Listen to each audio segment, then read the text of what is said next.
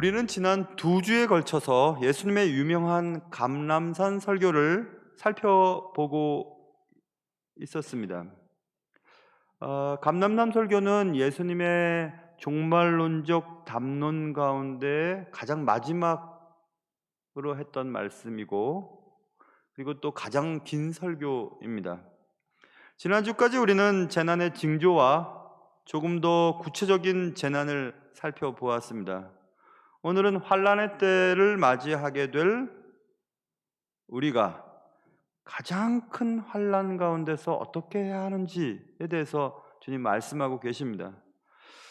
그러면 가장 큰 환난이라고 하는 이 환난은 어떤 환난일까? 그리고 우리는 그 환난 가운데 어떻게 살아야 할까? 그런 내용들이 전해지게 될 것입니다. 모쪼록 말씀을 듣는 여러분과 제가 어떤 말씀이든지 은혜를 입고 도전을 받고 또 삶 속에 적용할 수 있는 그런 귀한 은혜가 있으시기를 주님의 이름으로 축원합니다. 오늘 본문에는 예수님께서 환난의 크기가 상상할 수 없을 만큼 매우 크다고 말씀하고 있습니다. 주께서 어떻게 말씀하셨냐 하면 19절 보세요.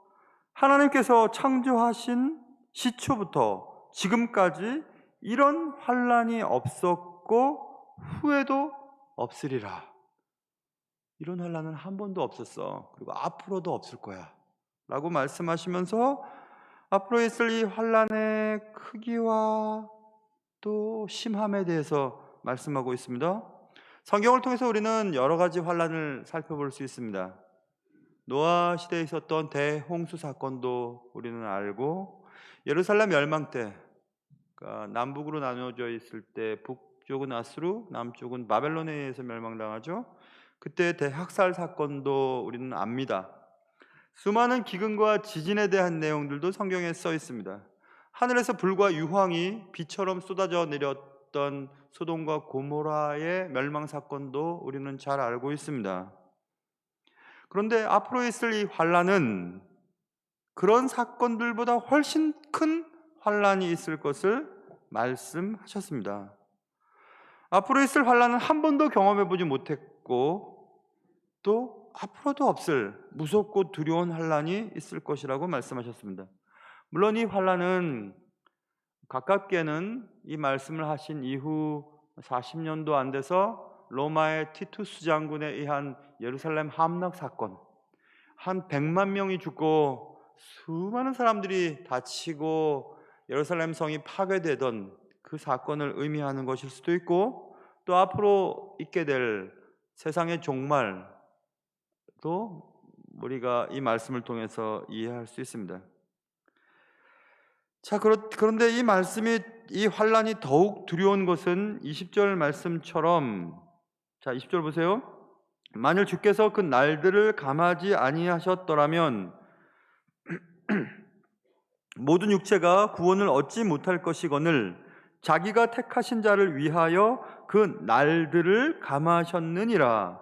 그날은 환란의 날인데 그 날들이라고 말했죠. 복수를 쓰고 있습니다.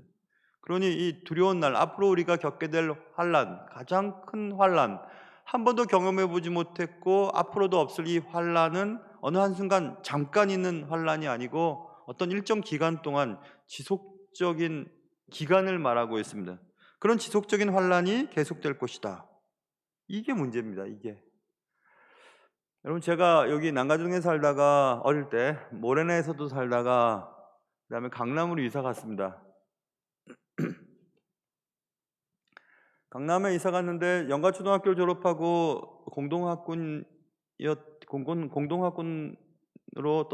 떨어진 저쪽 안국동, 지금은 강남으로 이사가 있는 중동중학교에 제가 갔거든요. 그래서 강남에서 안국동에 있는 중동중학교까지 다니려면 버스를 타고 다녔어야만 했는데, 한강대교를 건너고 그리고 남산 제3호 터널을 이렇게 지나고 이렇게 종로로 들어왔었습니다. 근데 그때는 버스가 빨리 달리지도 않고 재미도 없잖아요. 매번 이렇게 터널을 왔다 갔다 하니까. 여러분도 아마 몇 번 해보셨을 거예요. 재미가 없으니까 이제 터널에 딱 들어갈 때 하고 이제 터널 끝날 때까지 이제 숨 참았다가 어디까지 참는지 여러분 한번 해보셨을 거예요. 그것도 재미없으면 등이 하나 둘 셋 넷 막 빨리 지나갈 때 몇 개가 되는지도 세보기도 하고. 맨 처음에는 참기가 힘들었는데 여러 번 하니까 참을 수가 있었습니다. 왜냐하면 조금만 참으면 출구가 있을 테고 출구가 보이면 후 하면 되니까. 여러분, 출구가 없는 것, 출구를 찾지 못해요 라고 하는 것은 거의 절망적인 상태입니다. 이 아픔과 이 절망이 언제 끝날지 모르니까 그것처럼 힘든 건 없거든요. 이런 생각도 해보았습니다. 저랑 같이 살고 있는 여자가 제가 이렇게 아프면 막 아프다고 막 하면 엄살 피운다고 얘기해요. 그러면서 꼭 얘기합니다. 아휴, 남자들은 아기를 안 낳아봐서 저렇게 엄살을 피운다고. 그래서 정말 어떨 때는 화딱지가 나서 아기 낳고 싶어요. 저도 얼마나 아픈지. 근데 제가 아기가 낳는 것이 정말 힘들다고 하는데 그래서 잘 못 믿겠어요. 왜냐하면 죽을 만큼 아프다 그러는데 그렇게 죽을 만큼 아픈 그 일을 또 조금 있다가 또 갔거든요. 그 옛날에는 우리 할머니들은 10명씩도 낳고 그랬습니다. 그래서 제가 에이가 안 아픈가 보다, 괜히 아프다 그러는 거지 생각을 하고 말을 하면 여자분들은 또 기분이 굉장히 나쁘실 것 같아서 뭐 제가 확정 지을 수는 없지만, 그런데 여러분 남자들도 생각해 보세요. 여자들이 우습게 여기는 남자들도 군대 생활 진짜 힘듭니다. 진짜 힘듭니다. 꿈에서 군대 가는 꿈 꾸면 막 소스라치게 막 놀라고 그렇답니다. 그런데 남자들은 다시 군대 가라 그러면 안 가거든요. 제대하고 다시 군대 간 사람 거의 없습니다. 그래서 제가 결론 내렸죠. 여자가 아기 낳는 것보다 남자가 군대 가는 게 더 힘들어. 이런 생각을 제가 했습니다. 여러분, 여자가 아기를 낳는 것과 남자가 군대 생활을 잘 견디는 것은 단 한 가지 이유 때문입니다. 끝이 있으니까. 이렇게 고통스럽고 힘들지만 좀 참으면 정말 그래 그러면 또 괜찮아지겠지라고 하는 그것 때문에 참을 수 있습니다. 고통이 한정적일 때, 기간이 정해져 있을 때 참을 수 있습니다. 그런데 오늘 본문의 이 환난은 언제 시작할지도 모르겠고 언제 끝날지도 모르겠고 얼마나 아픈지도 모르겠고 얼마나 괴로운지도 모르기 때문에 두려운 겁니다. 지금 그런 두려움을 지금 얘기하고 계십니다. 그런데 이 두려움이 갑자기 들이닥치는 것이 아니라 이런 큰 환난이 있기 전에 가만히 살펴보면, 징조를 살펴보면 큰 환난이 생기겠구나라는 것을 주님이 힌트를 주시는데, 그 힌트가 14절입니다. 14절에 멸망에 가증한 것이 서지 못할 곳에 선 것을 보거든 그때 유대에 있는 자들은 산으로 도망할지어다. 그때가 어느 때냐면 멸망에 가증한 것, 이것은 가증이 여기는 물건이란 뜻입니다. 가증이 여기는 물건이 서지 못할 곳, 그 서지 못할 곳은 함부로 들어갈 수 없는 성스러운 곳을 말하는데 그것은 예루살렘 성소예요. 그러니까 예루살렘 성전, 예루살렘 성소 안에 가증히 여기는 물건이 서게 된다면 그때 그것을 보고 이제 환난의 때가 도달했구나라고 여기고 빨리 도망치라는 겁니다. 견디려고 하거나 피하려고 하지 말고 빨리 도망치는 것이 상책이다. 참을 수 없는 환난이 있을 것이다. 이렇게 주님이 말씀하셨습니다. 아까도 말씀드린 것처럼 이 말씀은 가깝게는 아까 말씀드린 디도 장군, 티투스 장군이 예루살렘 성전을 파괴할 때 예루살렘 성전 안에 로마의 군대 기, 독수리가 새겨져 있는 군기를 갖다 꽂는 사건이 벌어지거든요. 그거를 의미하는 것이고, 또 이 얘기는 다니엘서로 넘어가면 다니엘서 5장 6장 8장 9장 11장 12장에 나와 있는 이 가증한 것이 선다라고 하는 것은 BC 168년쯤에 다니엘서에 있는 것을 보면 BC 168년쯤 맞을 거예요. 168년쯤에 시리아 왕 안티쿠스 에피파네스라고 하는 시리아 왕이 예루살렘 성을 파괴하면서 예루살렘 성전 안에 유대인들이 제일 싫어하는 돼지, 돼지로 제물을 드리는 그런 일들을 합니다. 그러니까 빈정되고 능욕하는 그런 제사를 드리게 됩니다. 뭐 그런 거와 함께 계속해서 이런 가증한 것이 서지 못할 곳에 서게 되는 것을 보게 되는 그런 일들, 있을 수 없는 일들이 일어나는 일들을 보면서 환난의 때가 닥쳐올 테니 빨리 피해라, 이렇게 말씀을 했습니다. 이 말씀은 우리에게 예수님께서 영적인 민감성을 가질 것을 말씀하는 말씀이죠. 이런 징조가 있으면 빨리 산으로 도망하라. 산은 전통적으로 흔들림 없는 터전을 말합니다. 그러니까 성경에서 산이 흔들지라도 이렇게 할 때는 흔들릴 수 없는 산이 흔들릴지라도 이 말이거든요. 그러니까 산은 안정감을 말하는 단어입니다. 그러니까 안전한 곳, 피할 수 있는 곳, 절대 해를 입지 않는 그곳으로 도망할 것을 주님이 말씀하고 있습니다. 그러니까 주님께서는 이 말씀을 통해서 분별력을 소유하고 지금 무엇을 해야 될 때인지 알고 거기에 따라서 행동을 하라, 이 얘기죠. 그런데 이 보세요. 오늘 본문 보면 그럴 때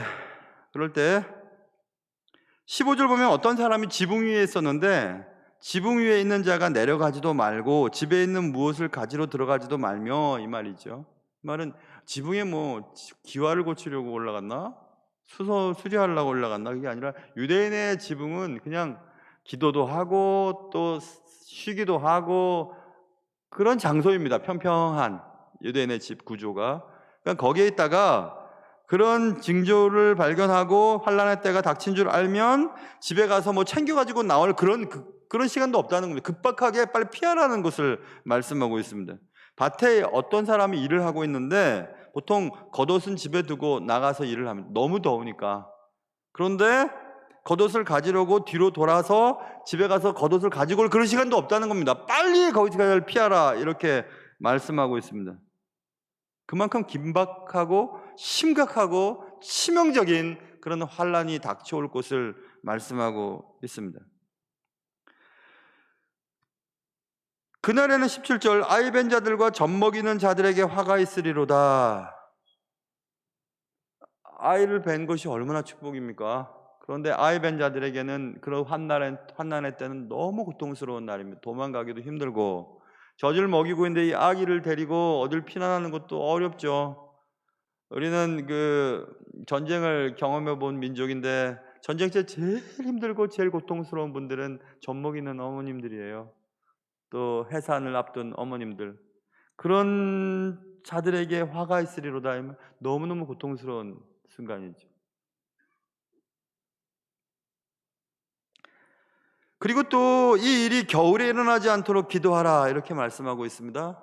이 겨울은 말 그대로 그냥 추운 겨울, 이렇게 쉽게 이해할 수 있죠. 유대 나라도 더운 나라이지만 고산지대에는 눈이 있습니다.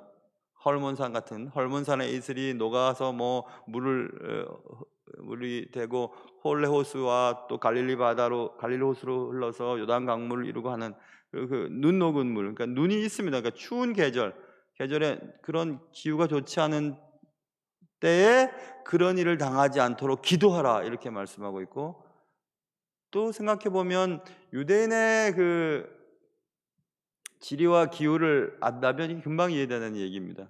겨울에 이런 일이 생기지 않도록 기도하라라고 하는 것은 겨울에 그 광야인 유대 지방에 비가 많이 오거든요. 많이 온다는 것이 우리처럼 뭐 장마가 될 정도로 오는 것은 아니지만 와디라고 해서 보통 날에는 물 없는 그냥 물이 흐르는 길 정도로만 있는 간헐천이라고 하나요? 그런 와디가 있는데 겨울에 비 오는 계절에는 거기에 물이 흘러요. 물이 갑자기 불어납니다.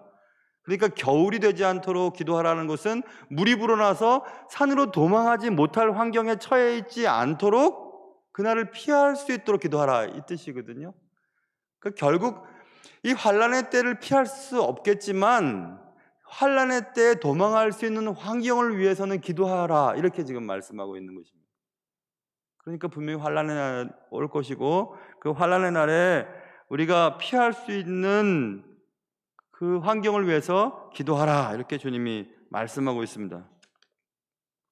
이렇게 얼마나 주님께서 자세하게 말씀하시는지 우리는 잘 보면서 주님께서 분명히 계획하신 일이 있구나 이런 생각을 해볼 수 있습니다. 로마서 16장에 보면 우리 주 그리스도를 섬기지 아니하고 다만 자기들의 배만 섬기나니, 자기 배만을 위해서 살아가는 사람, 늘 삶의 목적과 관심은 어떻게 하면 좋은 집에서 어떻게 하면 기름진 음식을 먹고 어떻게 하면 내 자식들과 어떻게 하면 내 은퇴 이후의 삶과 내가 어떻게 즐겁게 지내고 또 잘 지내고 건강하게, 거기에만 관심을 기울이고 있는 자들에게는 이 좌우의 영적인 환경에 대한 민감성이 둔감해질 수밖에 없거든요. 그 얘기를 지금 하시는 것입니다. 여러분과 저에게 영적인 분별력이 있는가? 나는 지금 오늘 여기서 무엇을 해야 할 것인지 정확하게 알고 그렇게 살아가고 있는가? 그것입니다. 환난의 때가 오고 있습니다. 분명히 올 것입니다. 우리는 어떻게 살아가고 있는가? 그 얘기를 지금 주님이 하고 계십니다. 환난의 때를 준비하며 영적인 민감성을 가지고 살아가는 그런 은혜가 여러분과 저에게 있기를 주님의 이름으로 축원합니다. 그때는 21절, 그때는 이런 일도 있을 것이다. 예수님께서는 환난의 때가 극심해질수록 영적 혼란이 가중될 것을 말씀하셨습니다. 어떤 사람이 나와서 아니 저기 가면 그리스도가 있대, 아니 저기 있대 라고 얘기하면서 여기저기에서 그리스도가 있다고 하는 일들이 생기게 될 것이다. 쉽게 얘기하면 이단이 많이 있을 거라 이렇게 얘기하죠. 요즘에 우리가 생각할 때 왜 이렇게 이단이 많아 라고 생각하지만, 사실은 이단이 많아진다는 것은 주님이 오실 때가 가까웠구나 이렇게 생각하면 맞습니다. 다르게 얘기해보면 이단이 많아지는 것 때문에 걱정할 것이 아니라 이단이 많아졌구나, 그러니까 내가 조심하고 주의해야 되겠구나 이렇게 생각을 하는 것이 훨씬 올바른 태도일 것입니다. 환난의 때가 극심해지면 거짓 그리스도들과 거짓 선지자들이 일어나게 될 것이다. 22절에 쓰여 있죠. 삶이 힘드니까 여기에 평안이 있다, 저기에 구원이 있다, 이쪽에 해답이 있다라고 하는 사람들이 많이 나타나게 될 것이다. 거기에 혹해서 또 넘어가는 일들이 많을 것이다 이렇게 말씀하고 있습니다. 그리고 그들을 넘어뜨리기 위해, 그들을 미혹하기 위해 22절에 이적과 기사를 행하여 할 수만 있으면 택하신 자들을 미혹하려 하리라. 무서운 말입니다. 어떻게든지 할 수만 있으면 아무튼 어떤 방식을 사용할 텐데, 그 방식이 뭐냐면 이적과 기사입니다. 이적과 기사에 우리가 많이 넘어갑니다. 왜냐하면 보이고 느끼고 만질 수 있는 것이 이적과 기사이거든요. 우리가 믿음 생활을 한다고 하지만 보이는 하나님, 어떻게 우리가 기도하면서 만져지는 하나님, 느껴지는 하나님, 물론 가끔씩 느껴질 수 있고 또 하나님의 음성을 들었다는 분들도 계시지만 우리가 쉽게 접근할 수 없는 분인 것 같은 그런 하나님을 우리는 믿고 사는데, 여기서 내가 하나님이야, 내가 그리스도야, 나를 믿으면 돼 라고 하는, 만질 수 있고 느낄 수 있고 볼 수 있는 자들이 여기저기 나타나니까 혹하는 겁니다. 혹하는 것입니다. 이적과 기사를 통하여 할 수만 있으면 넘어뜨리려고 한다. 그러니 여러분과 제가 눈에 보이고 손에 잡히는 것과 또 느껴지는 것에 신앙의 기초를 둔다는 것은 매우 위험한 것입니다.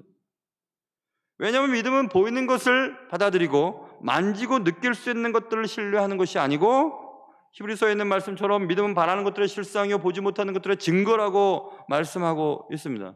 그래서 신앙생활을 하는 것을 보면 어쩔 때는 냉랭해 보이고 내가 지금 뜬구름 잡고 있는 거 아닌가 이런 생각을 가질 때도 있습니다. 말씀 한번 들려야 되지 않겠어요? 기도하면 팍팍 해결이 돼야 될 것 같은데 그런 것 같지가 않습니다. 실망하고 낙심하고 넘어지고 신앙을 버리는 일들이 제법 많습니다. 그럴 때 미혹해하는 자들이 옆에서 접근하면 금방 넘어갑니다. 그게 바로 뿌리가 약한 신앙인의 특징이기도 합니다. 모태신앙이 있죠. 모태신앙이라고 하죠. 나는요 엄마 뱃속에서부터 교회 다녔어요. 엄마 뱃속에서부터. 우리 집은요 몇 대째 신앙입니다 이렇게 얘기를 합니다. 그리고 모태신앙자들이 스스로 부모님의 신앙만큼 못하는 자기 자신을 그냥 냉소적으로 표현할 때, 난 모태신앙이에요, 나는요 기도도 못하고요, 그 다음에 헌금도 못하고요, 못해, 그래서 모태신앙이에요 이렇게 얘기를 합니다. 근데 저는요 모태신앙인들이 그렇게 말씀하시지만 모태신앙인들의 뿌리가 있는 것을 전 잘 압니다. 못한다 해도 못해 보이지만 그래도 벗어나질 않아요. 제가 보니까 그렇더라고요. 멀리 갔다가도 돌아옵니다. 지만 손해 있는 걸 알고도 돌아와요. 왜냐하면 그들이 그냥 쭉 어릴 때부터 신앙생활하고 주일학교도 거치고 뭐 중고등부 청년부를 쭉 거치면서 들은 게 있거든요. 그 말씀이 없어지는 것 같지만 마음속에 어딘가에 다 자리 잡아 있습니다. 그 신앙생활을 무시할 수 없습니다. 신앙의 연수를 자랑하지 말라라고 하지만 신앙의 연수도 무시할 수는 없는 것입니다. 오히려 이제 막 목회하는 젊은 목사인 디모데와 디도에게 바울이 이렇게 목회하면 좋겠다라고 충고 어린 서신이 디모데 전후서와 디도서이지 않습니까? 디모데 전서에 보면 바울이 젊은 목사 디모데에게 이렇게 합니다. 너 사람 세울 때, 교회 사람 세울 때 말이야, 디모데전서 3장 1절부터 6절까지 말씀인데, 책망할 것이 없는 사람을 선택해야 돼. 한 아내의 남편이 되며 절제하며, 뭐 한 남편의 아내인 경우도 되겠죠. 현재 우리 환경을 보면. 그러니까 뭐 이렇게 이성이 복잡한 사람은 안 돼. 그리고 신중하며 단정하며 나그네를 대접하며 가르치기를 잘하며 술을 즐기지 아니하며 구타하지 아니하며. 교회 직분자인데 막 주먹을 휘두르고 막 그런 사람 안 된다는 거죠. 술을 즐기지 아니하며. 또 이거 말씀 듣고 그래 즐기지 아니한다 하니까 먹는 건 괜찮나 보다. 그거 아닙니다. 여러분 꼭 그렇게 생각하지 마세요. 자기를 위해서 먹는 것을 즐긴다는 거잖아요. 자기를 위해서 먹는 거예요. 오직 관용하며 다투지 아니하며 돈을 사랑하지 아니하며. 직분자 세울 때 돈 사랑하는 사람 세우지 마라. 일난다 일나 이런 거죠. 자기 집을 잘 다스려 자녀들로 모든 공손함으로 복종하게 하는 자라야 할지며. 사람이 자기 집을 다스릴 줄 알지 못하면 어찌 하나님의 교회를 돌보리요. 물론 자식 내 마음대로 안 되는 거 저도 압니다. 여러분도 다 아시겠죠. 그러나 자기 집을 잘 다스려야 교회를 다스릴 수도 있죠. 집안은 엉망이면서 교회에서는 직분자라고 앉아있으면 사람들이 시험 돌려 넘어집니다. 새로 입교한 자도 말지니, 여기 써 있습니다. 제가 지금 말하려고 하는 거. 새로 입교한 자도 말지니, 이제 막 하나님 앞에 부를 받았다 그래가지고 막 교회에 막 이런저런 일을 하는 사람을 직분을 세워놓으면 새로 입교한 자도 말지니 교만해져서 마귀를 경주하는 그 정죄에 빠질까 하며. 교만해진다. 그러니 좀 시간을 두고 신앙의 뿌리를 내린 후에 교회 직분을 맡겨라. 이렇게 바울 목사님이 젊은 디모데 목사님에게 교회 운영에 대한 얘기를 그렇게 디모데전서 3장에 써 놓았습니다. 그러니까 신앙의 뿌리라는 것은 굉장히 중요하죠. 무엇을 봤다가 무엇을 들었다 하고 그냥 불같이 타오르는 신앙도 뭐 나쁘다 좋다 말할 수는 없으나 빨리 끓었기 때문에 빨리 식을 수도 있습니다. 그러니까 보지 못해도 듣지 못했어도 만지지 않았어도 어릴 때부터 쭉 듣고 또 성경 공부를 통해서 내 마음속에 심겨 놓은 그 말씀은 힘들 때 능력을 발휘하게 되는 것입니다. 그러니 늘 말씀 앞에 또 예배 드리는 일에 난 예배만 드리면 이렇게 잠이 오는지 모르겠어. 모르긴 뭘 모릅니까? 잠을 어젯밤에 안 주무셨거나 아니면 뭐 많이 드셨거나 아니면 정말 듣기 싫었는데 앉아 계시거나 그런 이유겠지만 어쨌든 그래도 들으세요. 여러분, 나는 교회 오는 게 나는 안 맞아, 나는 정말 교회랑 안 맞아, 그런 분들도 여러분 꾸준히 예배 참석하시면 그것들이 우리의 내면 속에 영적인 힘이 됩니다. 결정적인 순간에 말씀이 탁 우리를 이끌고 가서 그 어려운 시간들을 돌파할 수 있는 힘을 제공해 주거든요. 그러니까 여러분 이적과 기사 너무 쫓아다니지 마세요. 뭘 듣고 뭘 만지고 뭘 느끼고 그런 것들을 통해서 할 수만 있으면 택하신 자들을 미혹하려 하리라 이렇게 말씀하고 있습니다. 한 번도 경험해 보지 못한 앞으로 있을 환난의 때에는 영적인 혼돈이 발생되게 될 것이다. 그러므로 보이는 것을 믿고 대단한 경험에 기초를 둔 신앙생활을 사실은 경계해야 하는 것입니다. 할 수만 있으면 우리를 미혹시키려고 하는, 또 미혹하기 위해 도구로 사용되는 이적과 기사를 쫓다 보면 우리는 계속 더 강한 것, 더 아주 대단한 것들을 찾으려고 여기저기 왔다 갔다 하게 됩니다. 어제 우리는 50주년 감사 홈커밍 데이를 하면서 여러 가지 감동적인 얘기를 들었습니다. 저는 그런 여러 가지 얘기들 가운데 이 지역에 충신이라고 하는 이름으로 50년간 계속 이곳에 있었다는 사실이 정말 너무 감동스러웠어요. 정말 정말 그게 제일 감동스러웠습니다. 아, 그렇구나. 여러 가지 어려운 일들이 있었지만 이름을 변경시키지 아니하고 또 이 지역을 떠나지 아니하고 꾸준히 이곳에 있었더니 지금에 와서 이렇게 좋은 영향력을 미치는 좋은 교회가 될 수 있었구나, 이런 생각을 해보았습니다. 사랑하는 성도 여러분, 대단한 경험들과 대단한 능력을 받으시면 좋긴 좋겠으나 또 그것이 사라지면 금방 낙심에 빠집니다. 우리가 원하는 일들이 다 이루어지면 좋겠지만 다 이루어지면 더 큰 것을 우리는 원하게 됩니다. 우리가 기도했던 일들이 틀어지고 또 내가 원하던 일들이 이루어지지 않는다 해도 꾸준히 주님을 신뢰하면서 말씀 가운데 신앙을 다져나가시다 보면 어느 때 어느 순간 여러분을 세우시는 하나님의 손에 이끌리는 놀라운 일들이 있을 것을 여러분 꼭 기대하시길 바랍니다. 여러분, 미혹당하지 마십시오. 환난의 때에 여기저기 그리스도가 있다, 여기 참 진리가 있다라고 말하는 것들을 쫓아다니지 마세요. 제일 중요하고 확실하고 흔들리지 않는 것은 여기 있습니다. 여기 말씀 안에 있습니다. 그러니 말씀을 말씀대로 전달하는 곳에 항상 있으셔야 됩니다. 아이, 잘 느껴지지도 않고 무슨 말인지도 모르겠고 정말 재미도 없고 성경을 찾으라고 하면 뭐 마가복음 13장입니다 하고 하는 다른 사람들 잘 찾는데 나는 어딘지도 모르겠고, 그럴 때 여러분 아무데나 펴놓고 그냥 가만히 계세요. 그래도 돼요. 여기저기 찾으면 더 들킵니다. 아마지 펴놓고 가만히 계시면 돼요. 이렇게 가만히 계시면 다 사람들도 모릅니다. 그러니까 여러분 잘 버티세요. 신앙생활은 뭐 1, 2년 하면서 뭐 결판되는 이런 게 아닙니다. 꾸준히 신앙생활 하다 보면 말씀이 조금씩 들어가고, 나는 왜 이만큼 주님을 가까워하는데 왜 내 남편과 내 아내는 왜 저렇지? 왜 막 꿀밤 때리고 싶어요? 그러지 마세요. 여러분, 다 시간이 필요한 것입니다. 여러분에게 그런 믿음의 뿌리가 있으시기를 주님의 이름으로 축원합니다. 여러분, 가장 큰 환란이 다가오고 있습니다. 우리는 모르고 있지만 다가오고 있습니다. 어제보다는 오늘이 더 가까워졌습니다. 이제껏 이런 환란은 없었답니다. 주께서 말씀하신 것처럼 창조 이후 이런 환란은 없었고 앞으로도 이런 환란은 없을 것이라고 말씀하고 있습니다. 그런 환란이 지금 오고 있습니다. 이토록 강하고 확실하게 주님이 말씀하셨다는 것은 분명하기 때문에 말씀하신 것입니다. 예수님께서는 다양한 예를 들어서 그때에 관하여 말씀해 주셨습니다. 오늘 우리가 배운 말씀을 요약해 보면 이런 거죠. 멸망에 가증한 것이 서지 못할 곳에 선 것을 볼 때에 산으로 도망해라. 지붕 위에 있는 자는 다 내려가지도 말아라. 집에 있는 무엇을 가지러 들어가지도 말아라. 밭에 있는 자는 겉옷을 가지러 뒤로 돌이키지 말아라. 그날에는 아이 벤 자와 젖 먹이는 자들에게 화가 있을 것이다. 거짓 그리스도들과 거짓 선지자들을 믿지 말아라. 그들이 행하는 이적과 기사에 미혹당하지 말아라. 삼가라. 내 자신을 지켜라. 이렇게 주님이 말씀하고 있습니다.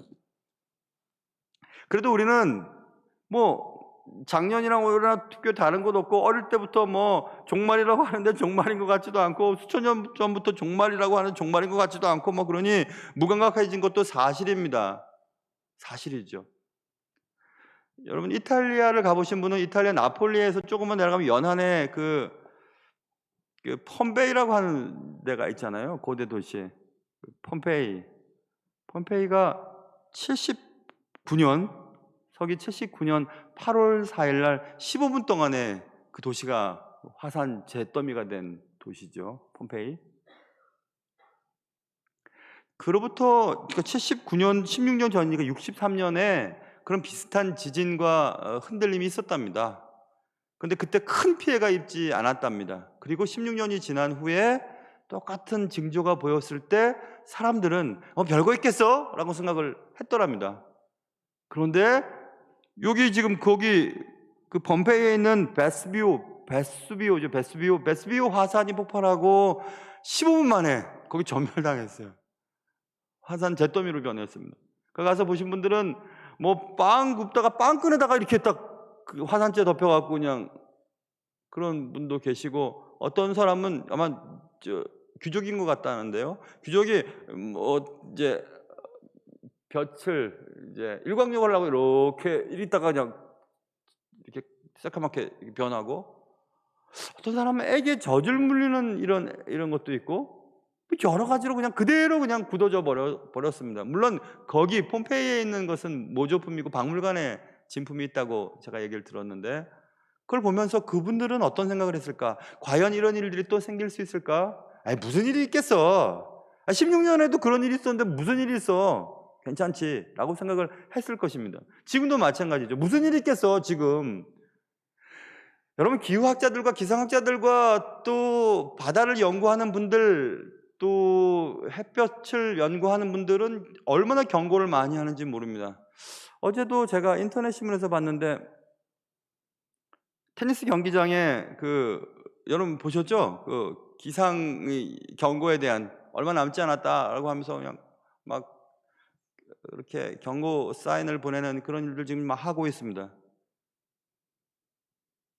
지구 온난화에 대해서도 우리는 여러 번 들었습니다. 근데 우리 무감각한 거 사실이지 않습니까?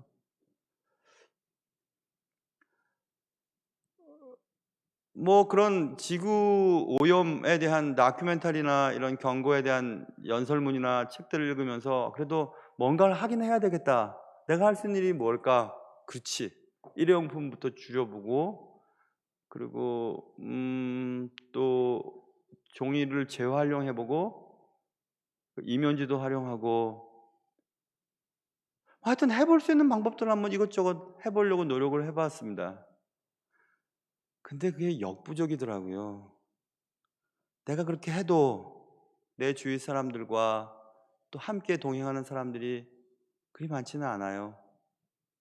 그걸 못 느끼기 때문에 그렇죠. 못 느끼기 때문에.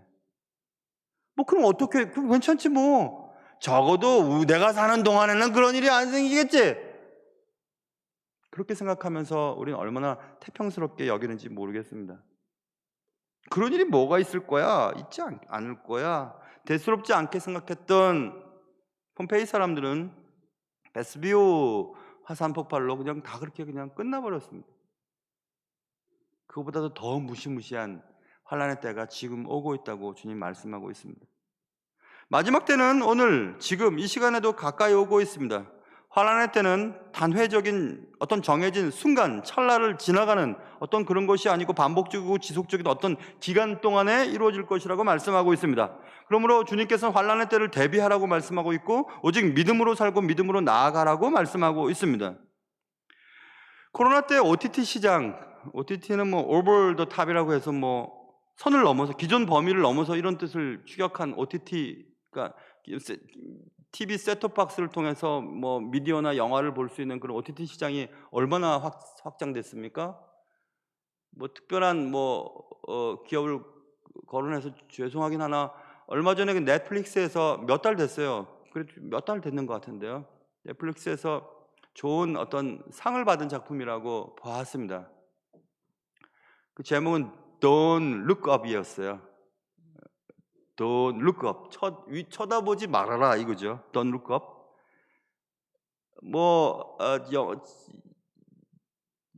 상을 받았다는 얘기도 들었고, 디카프리오 유명한 배우잖아요. 또 저와 제안해가지고 하는 메릴 스트립도 나오고, 또 제니퍼 로렌스죠. 뭐 그런 배우들도 나오고 그래서 봤어요. 뭐 스토리는 뻔합니다. 해성이 다가오고 있고 6개월 얼마 뒤면 해성이 지구와 충돌을 해서 지구가 멸망하게 되니까, 그 궤도를 연구한 과학자와 그 조교가 이제 이 심각한 것들을 알려주기 위해서 백악관으로 가서 대통령과 면담을 합니다. 그리고 이 심각한 상황을 얘기합니다. 그리고 just look up 보라고, 하늘에서 지금 혜성이 나오고 있다고 just look up 그 얘기를 하고, 대통령은 재선과 또 자신의 정치적인 입지를 위해서 don't look up 보지 말라고 이런 얘기해요. 그래서 미국의 이 look up과 don't look up 막 그렇게 막 시위를 벌이고, 근데 결국 영화는 지구가 멸망하는 것으로 끝납니다. 지금도 여전히 그렇습니다. 하늘을 보고 다가올 미래를 확인하고, 그다음 심판을, 그리고 종말을, 온 우주적인 종말이 아닌 개인적인 종말은 지금 다가오고 있지 않습니까? 어제보다 오늘 우리는 적은 날을 지금 남겨두고 있습니다. 언제 우리가 주님 앞에 설지를 모릅니다. 그런데 그런 수도 없는 그런 얘기를 듣고 또 이렇게 예배를 통해서 다가올 그 환난과 종말에 대한 사인과 이 메시지를 들으면서도 우리는 Don't look up. 안 쳐다보면 그만이지 뭐. 뭘 쳐다봐 거기. 이 땅이 좋은데 라고 살아가고 있지는 않은지 생각을 할 수 있는 영화였습니다. 그렇다면 우리는 어떻게 해야 될 것인가? 주님께서 이렇게 상세하게 말씀하고 계시는데 그래도 저는 희망이 있습니다. 왜냐하면 주께서 하박국 3장 2절에 하나님은 진노 중에라도 긍휼을 잊지 않으시는 분이라는 것을 믿기 때문에 그래요. 환난의 때 그 지구 종말과 온 세상이 새롭게 재편되기 위해 쓸어버려야 하지 않으시겠어요? 그것은 대홍수나 그 어떤 심각하고 처절하고 치명적인 어떤 환난보다 더 큰 창세가 시초 창세가 세상이 만들어지고 이런 환난은 경험해 보지 못했다. 앞으로도 경험되지 않을 것이다 라고 하는 이 환난은 지금도 다가오고 있습니다. 진노 중에라도 긍휼을 잃지 아니하시는 하나님, 그리고 우리가 피할 온전히 유일한 도피성, 그것은 산과 같이 흔들리지 않는 곳, 그것은 예수 그리스도시죠. 사랑하는 성도 여러분, 환난의 때에도 우리가 흔들리지 아니하고 우리가 피할 곳은 예수 그리스도세요. 믿음입니다. 신앙입니다. 하나님의 품 안입니다. 하나님의 약속입니다. 하나님이 우리를 구원하시겠다는 언약입니다. 모쪼록 여러분과 저에게 이 환난의 때를 잘 대비하는 그런 은혜가 있으시기를 주님의 이름으로 축원합니다. 기도하겠습니다. 사랑하는 주님, 가장 큰 환난이 다가올 것이라고 말씀하고 있고 그 환난은 어제보다는 오늘이 더 가깝다는 것을 우리는 잘 알면서도 무슨 일이 있겠어? 내가 살아있을 동안에는 그런 일은 없겠지. 아니 뭐 지구 온도가 조금 높아가는 게 뭐 대단한 일이야? 바다는 자적 능력이 있다고. 그리고 세상의 권력자들이 점점 민족적인 그리고 또 자기만의 어떤 자기 민족과 자기 나라를 생각하는 그런 이상한 기류가 흘러가는 이때, 그리고 여전히 전쟁도 벌어지고 있는 이때에 우리는 어떻게 해야 할 것인가? 주위 돌아가는 일들을 보면서 영적으로 민감해서 하나님이 우리에게 말씀하시는 것을 바라보며 흔들리지 아니하는 산으로, 예수 그리스도께로, 십자가로 날마다 나아가는 우리들 되게 도와주시옵소서.